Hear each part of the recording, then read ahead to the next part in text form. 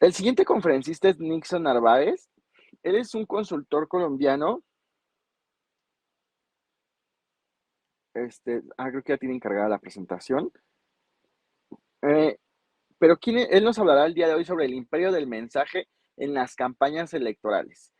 Justo, bueno, hace un mes, un poquito más de un mes, tuvimos un foro en el que estuvo el invitado junto con otros colegas colombianos y se analizaron el efecto y las causas y sucesos que ocurrieron justo en las pasadas elecciones allá en Colombia. Recordemos que Colombia apenas acaba de renovar la presidencia y justo este efecto que hubo, ¿no? Y que habrá y que podrá inferir en los próximos procesos locales. Nixon Narváez es consultor en comunicación política, cuenta con estudios en ciencias políticas por la Universidad Tecnológica de Bolívar, de marketing en la Universidad Libre de Cartagena y además un diplomado en consultoría política. También cuenta con una maestría en consultoría en imagen y marketing político y, si fuera poco, 10 años de experiencia como consultor en campañas políticas. ¿Qué tal, Nixon? ¿Cómo estás? Muy buenas tardes allá en Cartagena. Hola, José, buenas tardes. Un cordial saludo. Ya casi noche acá, ¿no? Ya, ya anochecer. Así es. Pues bueno, date la bienvenida a nombre de todo el equipo, a nombre de Crubas y de Hagamos Comunicación, a esta Semana Iberoamericana de Comunicación, Estrategia y Marketing Político. Y bueno, este es todo tu tiempo, tu espacio. Por acá ya tenemos cargada la presentación. Ok. Dame un segundo. Yo ando mueve y mueve y yo ya no sé ni dónde se le toca. Tú nada más indícale a Mayrani y ella estará pasando tus diapositivas. Bienvenido. Listo, ok. Gracias, José. Gracias por la invitación y nuevamente felicitarte, ¿no? Por este esfuerzo que siempre hacen tus locuras, ¿no? Por la comunicación política. Chévere. Te felicito. Pues bueno, como le decía José, parece ser que el día de hoy ha sido súper interesante y estamos más o menos en la misma tónica, ¿no? Hablar cómo comunicar, cómo generar emociones y cómo mandar un mensaje efectivo. Hoy hablaré de eso. Siguiente, por favor. Mi propuesta hoy es hacer una travesía por lo que es, digamos, el mensaje en campañas electorales. Me quiero concentrar en campañas electorales, apartarme un poco de lo que es gobierno y demás, y es por estos escenarios, el quién, el cómo, el por qué, el cuándo del mensaje, ¿verdad? Y esto sería más o menos el recorrido adelante, compañero.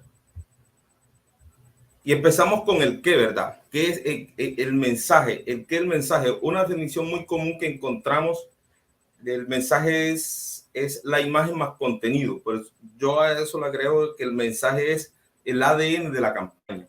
Es lo transversal a todo el ejercicio de la campaña, ¿verdad? Es lo que le da sentido a la campaña. Por eso esta definición de imagen más contenido podría perfectamente ser la forma más el fondo. Ojo, porque muchas veces esto lo define. Voy a empezar con un ejemplo. ¿Sí?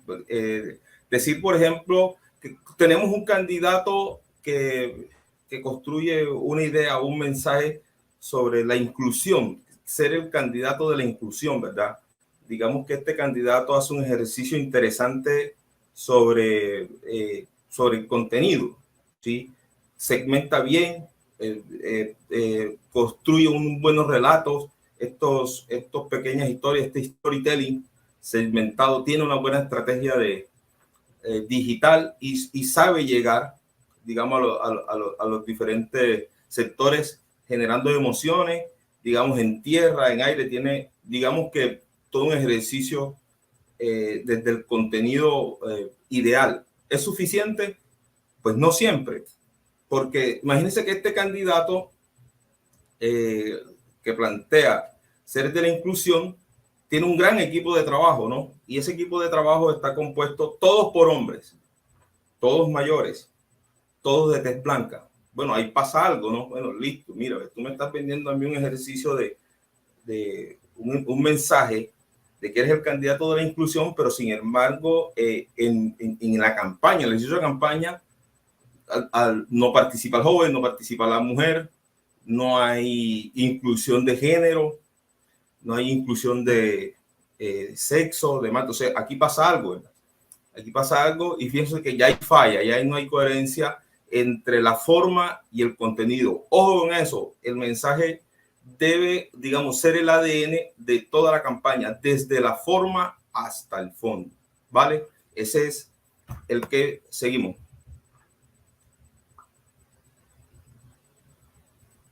Aquí tengo tres propuestas de definición que pueden más o menos explicar esto que es el que del mensaje. La primera es una muy común que encontramos en una definición que se puede encontrar en algunos con el posicionamiento, ¿no? La idea o concepto que se quiere con que se recuerde. Este perfectamente lo vamos a encontrar en la definición del posicionamiento, en algunos escritos. ¿Y por qué lo traigo a coalición? Porque para mí el mensaje, la construcción del mensaje durante toda la campaña es un ejercicio de constante posicionamiento. Si desde el principio al fin, cada pieza publicitaria, cada spot, cada, digamos, elemento de campaña, cada acto de campaña, desde la estrategia, desde lo táctico, es un ejercicio de posicionamiento. ¿Sí? Por eso el mensaje siempre tiene que ser coherente, siempre tiene que ser sencillo, siempre tiene que ser ordenado, ¿no? Que es otra de las definiciones. Imagínense a este ejercicio que pusimos el candidato anterior, sí, que planteaba ser inclusivo, pero en la forma de la campaña, pues no lo era tanto. Entonces no era coherente el mensaje, ¿verdad? Y de lo ordenado pasa por los tiempos. Ahí más o menos, más adelante haremos una propuesta de cómo manejar los tiempos, el timing, la línea del tiempo de la campaña y cómo este mensaje se puede adecuar. Y por supuesto sencillo, hoy se ha hablado mucho, ¿no? De manera fabulosa cómo el mensaje hoy exige, el mensaje que hoy sea menos, ¿no? Ese dicho hoy de más es menos, creo yo que tiene mucha efectividad porque se compite con mucho, digamos, en redes con estos impactos, y yo diría que se compite con algo que hoy es brutal, que hoy es despiadado, que es con este dedo. Si este dedo es quizás lo más brutal que hay hoy, lo más despiadado que hay para cualquier pieza publicitaria, ¿no? Con este solo ejercicio de pasar hacia arriba, se fue nuestra pieza. Hoy ese instinto, ese acto de pasar el video, la pieza, lo que tengamos, es despiadado, ¿no? El ciudadano hoy, si no interesa, lo pasa. Se fue nuestro trabajo de un mes en ese sentido. Entonces hay que ser en ese sentido muy atractivo. Y por supuesto, lo decía el maestro Imhoff, no contrastar. La campaña es contraste, no tengan miedo de contrastar. De hecho, al hacer tú una afirmación de solicitar voto, lo que estás haciendo es contrastar. No, vota por mí y no por el otro. Por eso el mensaje tiene que quedar claro, el contraste. Porque si tú no marcas diferencias desde el inicio, si tú no marcas diferencias, vas a ser uno más y va a ser difícil, digamos, que llegues, que encuentres ese público, porque no me estás mostrando nada distinto, no me estás mostrando nada diferente. Por eso desde el mensaje hay que contrastar, desde el mensaje hay que llegar y marcar la diferencia. Lo que yo recomiendo es que el contraste de cada candidato sea desde un lugar que yo domine, sea desde esos temas donde yo soy fuerte, ¿sí? No empezar a inventar o construir, digamos, lugares donde no manejo. Siguiente.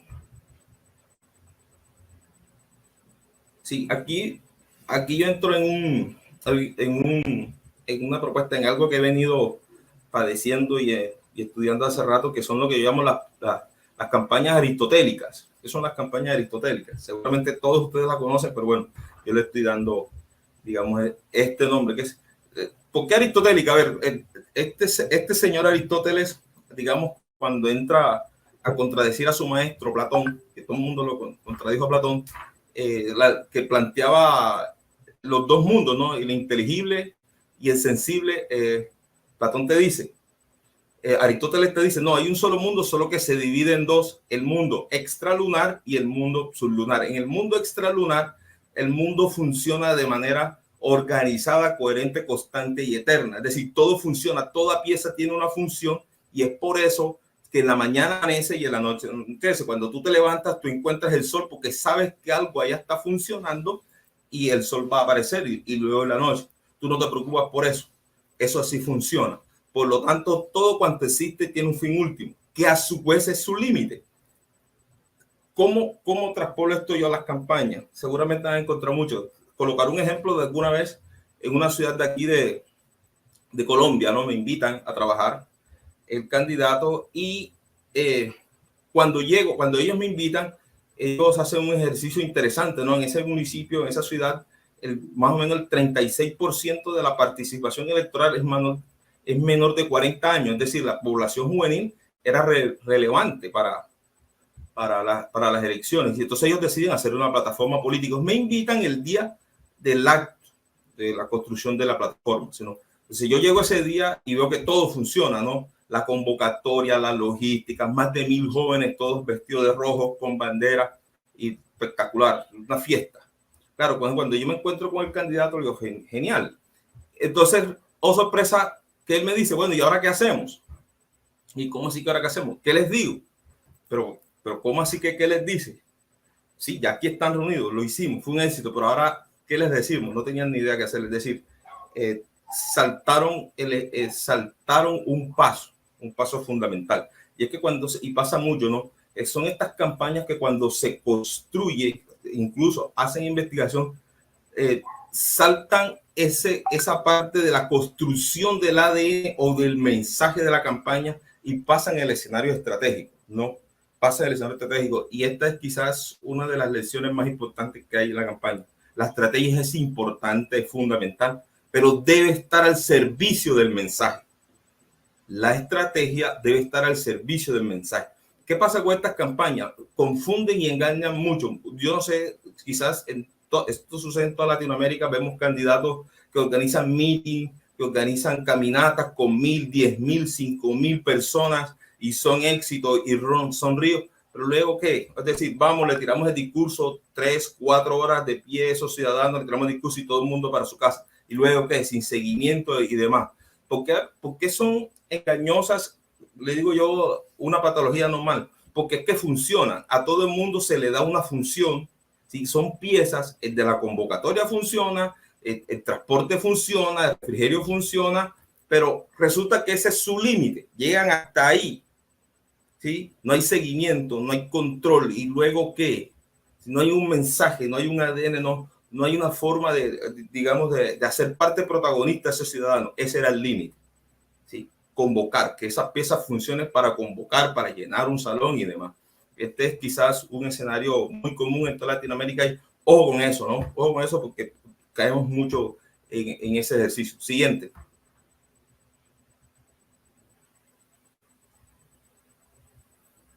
Las campañas aristotélicas, digamos. Luego viene el quién, el candidato. Y candidato. Y quizás el mensaje hoy con el candidato es que el principal canal de comunicación del mensaje que tiene una campaña es el candidato.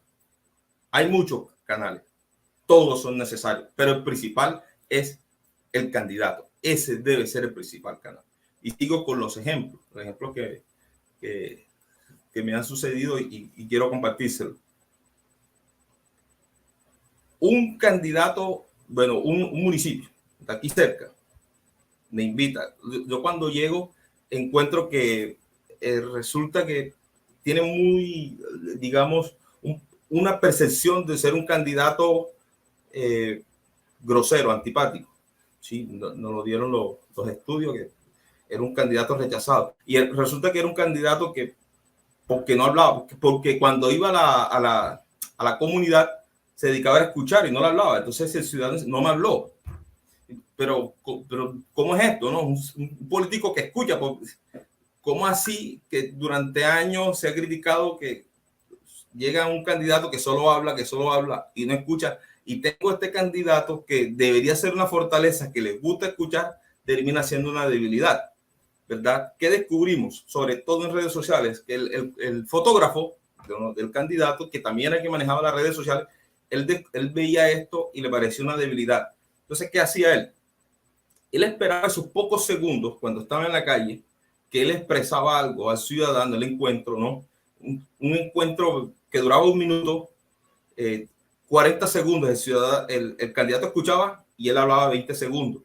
El fotógrafo disparaba el flash de la cámara en esos 20 segundos, porque le intentaba retratar el momento que el candidato hablaba. Sí, el candidato hablaba.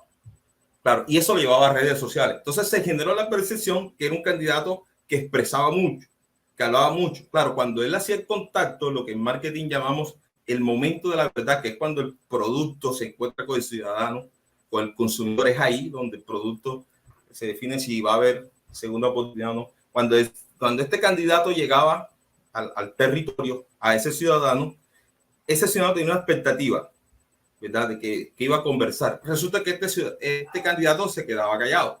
Muchos de ellos interpretaban eso como grosero. ¿Cómo así que si yo veo contigo, yo veo en redes que tú le hablas a todo el mundo, aquí vienes y no me dices nada, te quedas callado? Evidentemente te quieres ir, o sea, no quieres estar acá.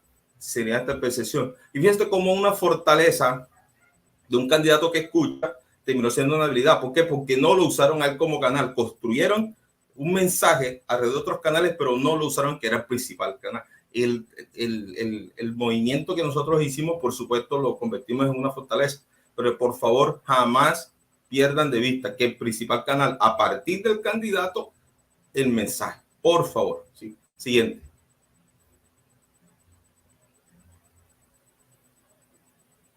La gaviota de Schumpeter. A ver, este es un economista, ¿no? Que hace más de 2 siglos. Los economistas han olvidado y los politólogos hemos rescatado un poco, ¿no? Este señor decía, hace más de 2 siglos, él decía que el ciudadano, ¿sí o no? El ciudadano interpreta su problemática, interpreta su situación, pero no la teoriza. Y la relación con el político pasa porque lo entienda y meteoriza el problema. ¿Cómo así? A ver, este ciudadano, el ciudadano común, él entiende sus dificultades y algunos problemas. Por ejemplo, la pobreza o la delincuencia pasan porque no hay, por el desempleo, y entiende que la lógica le dice que si hay más empleo, se acaba la delincuencia y se acaba parte de la pobreza, ¿verdad? Pero ese ciudadano no teoriza en profundidad cuál es la solución, solo sabe que hay que crear más empleo, ¿verdad? ¿Dónde está, digamos, decía la sagacidad del político? Decía Schumpeter, él es aquel que teoriza, entiende ese problema, primero lo entiende, luego lo teoriza. ¿Qué pasa con ese político? Se convierte en la gaviota, en la gaviota líder, en la gaviota que guía, ¿sí? que lleva la bandera, ¿sí? Que encarna la bandera, que lleva su causa y sigue, y así las gaviotas lo siguen, ¿verdad? Entonces, cuando el mensaje es claro, cuando el mensaje es sencillo y cuando el mensaje me dice algo relevante para mí, ¿sí? Que tú me vas a llevar a buen puerto, a donde yo quiero llegar, las gaviotas te van a seguir. Es por eso que el mensaje tiene que ser relevante, eso tiene que decirme algo. Por eso es que la investigación es importante. Levanta una bandera. Si tu mensaje tiene que ser una bandera, tiene que ser una causa, ¿sí? Y te van a seguir. Estas gaviotas te van a seguir. Quizás yo entiendo que tú nunca has llegado allá, pero sabes dónde quieres ir y por eso yo te sigo, ¿sí? Por eso todo candidato definitivamente debe convertirse en la gaviota de Schumpeter, ¿verdad? Sí. Siguiente. Pasamos al cómo, ¿no? Este tema, dime algo y quizá vote por ti.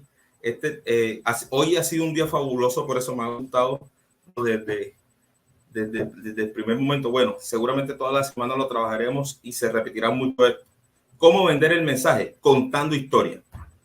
No, es la manera más efectiva. Se ha estudiado, se ha demostrado que contando historias es la forma como uno conecta, sobre todo este tema emocional, ¿no?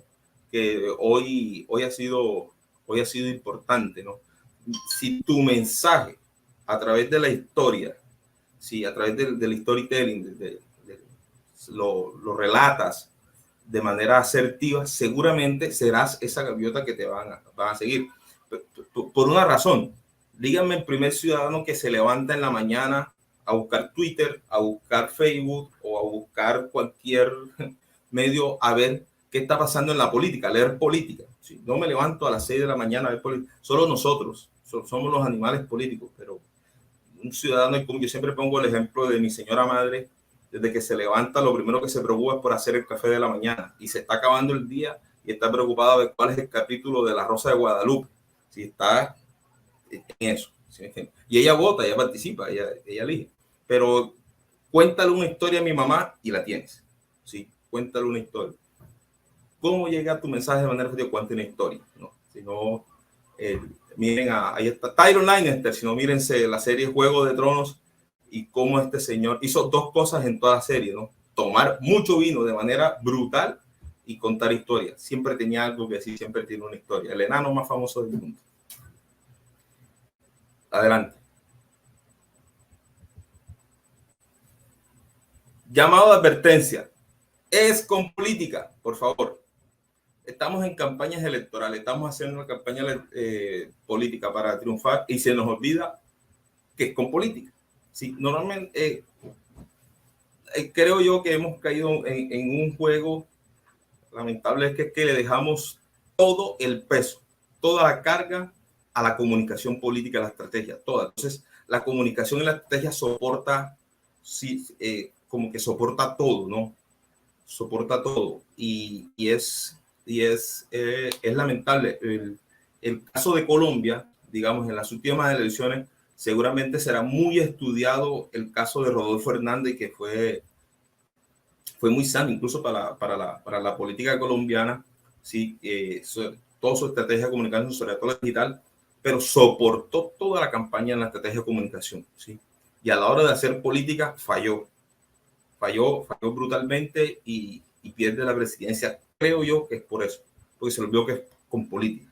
A diferencia del candidato Petro, ojo, sin negar el ADN de la política. Si el candidato Petro, por ejemplo, proponía el cambio, si él era el candidato del cambio, ¿sí? Esa era su bandera, esa era su causa, el cambio. Pero entendía que para ganar la presidencia necesitaba de estas estructuras, ¿no? Estas estructuras tradicionales. Entonces, claro, él sin abandonar el ADN, él construyó un relato de decir, es que el cambio es con ellos, es que ellos también tienen que hacer parte del cambio, es que la paz tú no la haces con tus amigos, sino con tus enemigos, es que ellos son necesarios para el cambio porque son los partidos, y construyó un relato alrededor de eso porque sabía que necesitaba las estructuras políticas. Entonces, no abandonó el ADN de su mensaje, pero entendió que esto es con política, lo entendió y sobre todo a los amigos que van a participar en las elecciones locales. Ojo, que he visto muchos que han entendido que llegó el cambio a Colombia con Gustavo Petro y ahora en lo regional el cambio es automático, y no es tan así. Ojo con eso, porque todavía en lo local o regional se mantienen algunas estructuras, se mantienen algunas dinámicas y va a ser muy, muy, muy complicado entrar a pensar que el cambio es automático. ¿Vale? Siguiente. Y si Platón se equivoca, otra que contradice al Platón, ¿no? Hannah Arendt, esta filósofa que no le gustaba que le dijeran filósofa, sino que hablaba mucho de política. Hannah Arendt plantea un tema interesante, es que cuando dice que, bueno, este tema de las cavernas, ¿no? Que Platón habla de que este ciudadano que está en las sombras, que ve la sombra de la realidad, que está en la oscuridad, que está en la caverna, y su realidad son esas sombras, y esa es su única realidad. ¿Sí? Este que logra salir y encuentra la luz, el bien máximo, ¿no? El sol, y la luz le muestra el camino, y eso es, él regresa a este ciudadano que está en la caverna y que ve en la sombra la realidad, y le dice, mira, estás equivocado, esta no es la realidad. Sí, esta sombra en realidad es un engaño. Allá afuera hay una luz brillante, hermosa, que es mucho más amplia, que es una realidad más hermosa. Decía Arendt, y si Platón se equivoca, y si en realidad pasa es que tú sales de una caverna de la oscuridad y pasas a una caverna de las luces, ¿sí?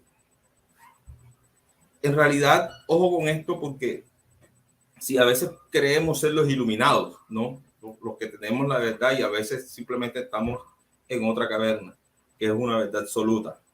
Y en esto yo le recomiendo que investiguen un tema que es la interacción simbólica. La interacción simbólica es una escuela, un enfoque, ¿sí? Del análisis de la comunicación de la política de los años 20 en la escuela de Chicago, esta escuela de Chicago que tanto aportó, y que decía algo como que el objeto, ¿sí? El objeto tiene sentido en la medida que el sujeto interaccione y le dé una categoría o le dé representatividad. Es decir, ese objeto existe y su función existe en la cual el sujeto así lo entiende y así lo usa. Un ejemplo, vamos a poner el ejemplo del ciudadano que sigue en la caverna, ¿no? Este amigo de Platón que sigue en la caverna. Nosotros le ponemos un computador con internet, con todas las herramientas, súper veloz y demás. Este señor no tiene ni idea que es un computador. Entonces, en su relación, interrelación simbólica, ese objeto no sirve para nada. Es un objeto bello, lindo, pero que no sirve para nada. Sino, esto pasa igualmente en muchos territorios. Como consultor, una vez se encuentra con un escenario bastante complicado, bastante difícil, que es una frase. Si uno a veces, estas dinámicas políticas, uno dice, bueno, aquí tiene que cambiar algo, parece que no está bien. Y la frase de los líderes que uno se encuentra, a veces de los candidatos, es que aquí siempre se ha hecho así. Es que aquí la política se hace aquí. Y eso uno como que, bueno, pero sí, siempre se hace así, pero no necesariamente es que esté bien. Sí, me ha pasado un par de veces, no lo puedo negar, que uno llega y corta así. El hecho de que siempre se haga así no quiere decir que esté bien. Pero ojo, porque uno puede entrar a cortar esa interacción simbólica, ¿no? Que ese ciudadano entiende la forma de hacer la política de así, ese método de hacer la política, ¿sí? Entonces, a veces, uno entrando, el iluminado que quiere sacar de las cavernas, puede romper con esa interacción simbólica. ¿Y qué puede suceder? Si esta forma de hacer política no está bien, la corto y pasamos a una novedad y entramos a algo. ¿Qué pasa en ese relacionamiento y ese entender político? Se rompe, y eso de que, como yo entiendo la democracia, la política, el líder político, así como lo entiendo, se rompe. Y pasas a ser un buen tipo, un buen primo, un buen vecino, el profesor, el ingeniero, pero ya se rompió esa interacción como mi líder político. Ojo con eso, porque ha pasado muchas veces, a veces como consultor, hemos llegado y nos hacemos los iluminados y esto está mal y puede pasar eso. Sí hay cosas que hay que cambiar, sí, pero yo diría que hay que hacerlo con mucho cuidado y ojalá con mucho tiempo, ¿verdad? Mucho tiempo. Me pasó 2 veces y hemos aprendido de eso, a Dios gracias. Entonces hay que tener en cuenta, decía Nare, ¿y quién dijo que estos señores en esa caverna no pueden hacer política? ¿Quién dijo que no puede haber deliberación alrededor de la sombra? Que no puede haber disenso. Sí pueden hacer política. Hagamos política en ese sentido. Si ellos consideran, si que ese es su mundo y consideran hacer política, pues bien, eso es válido. Tú quizás entraste a otra caverna de la luz y harás política desde allá, ¿no? Esa es mi verdad, esa es tu verdad, ¿no? Los paradigmas que tanto defendió Thomas Kuhn. Perfecto. Entonces, seguimos. Adelante.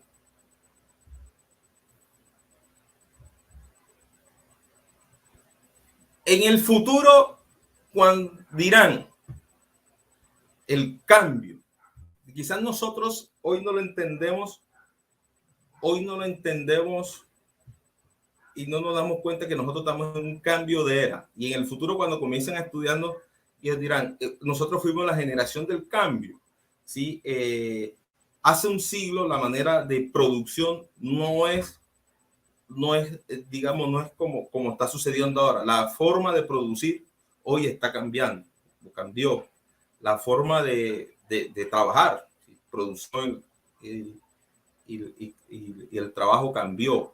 Se ha transformado la forma de la familia, ¿sí? La forma como se entiende hoy la familia. Se ha cambiado sobre todo la forma de cómo nos comunicamos. Cómo nos comunicamos.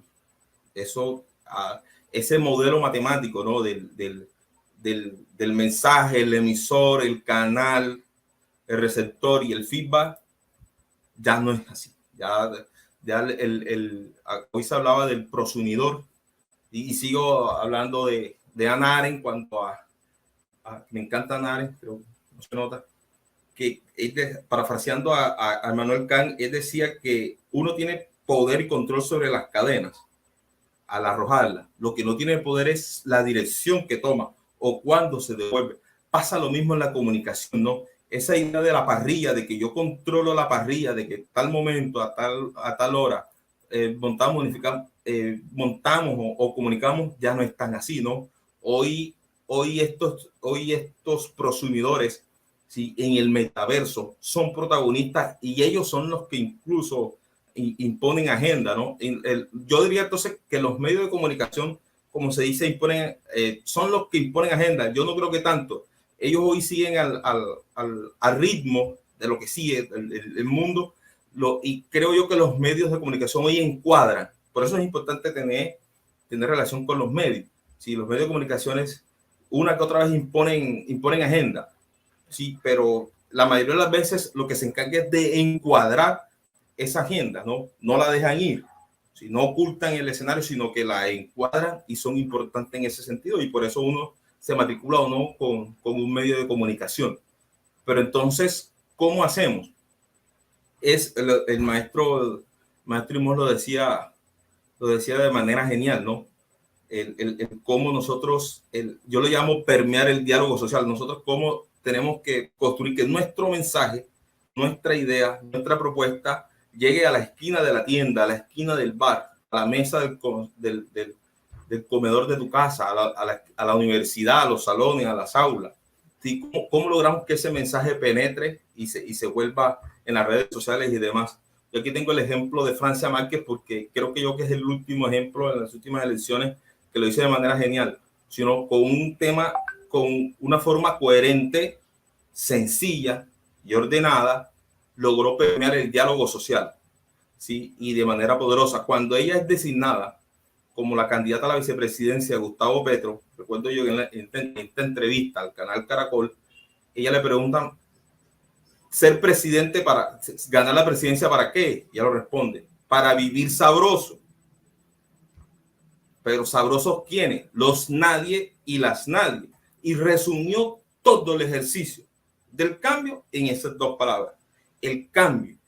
¿Para qué y para quién? Entonces, este ciudadano que está allá entendió que esa era su gaviota. Ah, ok, cambio. Pero eso del cambio, ¿qué? Cuéntamelo bien. No, para vivir sabroso.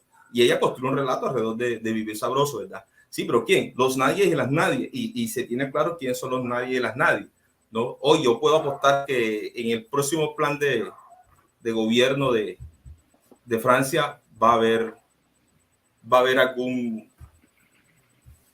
Nos queda un minuto, Nixon. ¿Cuánto? Un minutito. Listo, la última diapositiva y le regalo esto, el cuándo. Es lo importante. Ojalá le tenga un pantallazo.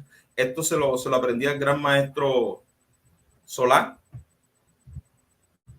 en la última diapositiva, que son los cuándo, son los tiempos que yo recomiendo para la campaña. Ahí se los dejo de nuevo. Gracias, José, por esta invitación, por tus locuras, ¿no? Siempre inventando, construyendo cosas que ayudan mucho a lo que es la comunicación política, y bueno, ahí siempre a tus órdenes. Ahora, ahí están mis redes sociales. Bueno, hoy, José, quiero hacer un regalo, un libro. Si quiero hacer un libro de comunicación política ahí, que tenemos por ahí para hacer para los candidatos, los que van a participar. Entonces me escriban en las redes sociales y ahí con gusto. ¿Vale? Adelante, Nixon, no hay ningún problema. Sigan a Nixon para que les indique, pues, que si quiera ganar este libro, cómo lo podrán hacer. Y pues bueno, como lo dices, Nixon, gracias de verdad a cada uno de ustedes, de los conferencistas, porque siempre en estas locuras, como yo le digo, y como ahora tú precisamente lo has citado, nos apoyan. Tú has sido testigo de pronto de las ideas que tenemos. Afortunadamente o desafortunadamente esta semana no coincidimos con un evento con Héctor Venegas, que ya está aquí. Normalmente cada semana algo atravesábamos Algo ahí. hay. Sí, pero bueno, la finalidad siempre ha sido la misma, incluso cuando se llegan a cruzar eventos, la finalidad es sumar. En ningún momento es hacernos competencia o vernos como competencia, no, al contrario, nos gusta sumar.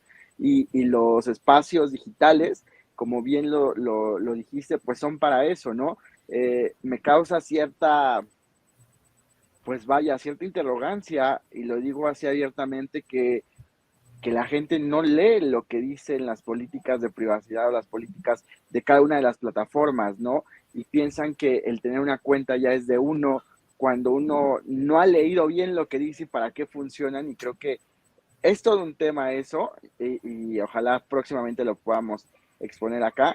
Hay varias preguntas, hay varias felicitaciones también, Nixon. Te invito a que posterior de esto puedas pasar y darte una vuelta en YouTube y responder las preguntas de ellos, pero no quiero dejar de pasar por alto el entregarte este reconocimiento de manera digital al maestro Nixon Narváez, tras haber participado en calidad de conferencista en la Semana Iberoamericana de Comunicación, Estrategia y Marketing Político, que ha sido organizado por la consultora Cuevas Comunicación y la plataforma Hagamos Comunicación de manera online, y que se celebra el 29 de agosto al viernes 2 de septiembre.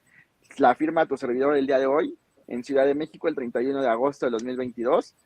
Y pues bueno, Nixon va con el respaldo de grandes amigos, grandes aliados también, y te lo haremos llegar el día de hoy un poquito más tarde. Ok, bueno, gracias, José. Un abrazo y muchos éxitos. Muchas Saludos a gracias, fuerte todos y a abrazo. todas. Un abrazo hasta Cartagena, por ahí tenemos una cita Claro pendiente que allá. sí, acá lo esperamos. Sí. Claro que sí. Hasta luego, Nixon.